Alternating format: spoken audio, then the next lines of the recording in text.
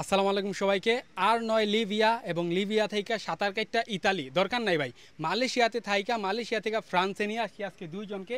একজন বাংলাদেশ থেকে আইছে। ভাই আপনার অনুভূতি কি? বাংলাদেশ থেকে আপনি ফ্রান্সে নিয়ে আইছে, আপনার মালয়েশিয়া হওয়ার পর কেমন লাগতেছে? ভাই আমার অনুমতি কি ভাষায় বোঝানো যাবে না ভাই। আপনাকে অসংখ্য ধন্যবাদ যে আমাকে বাই রুটে এই মালয়েশিয়া থেকে আপনার ফ্রান্সে নিয়ে আসার জন্য। সেফলি আইছেন তো, কোনো ঢেউ আসিল না, কিছু আসিল এক না? ঘন্টা লাগছে ভাই আসতে। থ্যাংক ইউ ভাই অলি ভাই।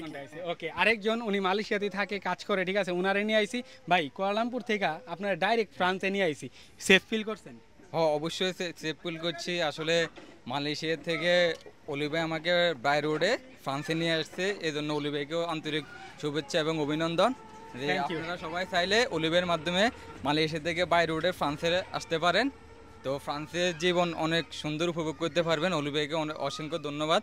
দেখছেন উনারা কিন্তু খুবই হ্যাপি। সো আপনারাও লিবিয়া থেকে কষ্ট করে ইতালি যাওয়ার দরকার নাই, আপনারা মালয়েশিয়া থেকে কুয়ালালামপুর থেকে মাত্র 1 ঘন্টায় চলে আসেন ফ্রান্সে এবং যোগাযোগ করেন অলিভার দেওয়া হোয়াটসঅ্যাপ নাম্বারে। Thank you.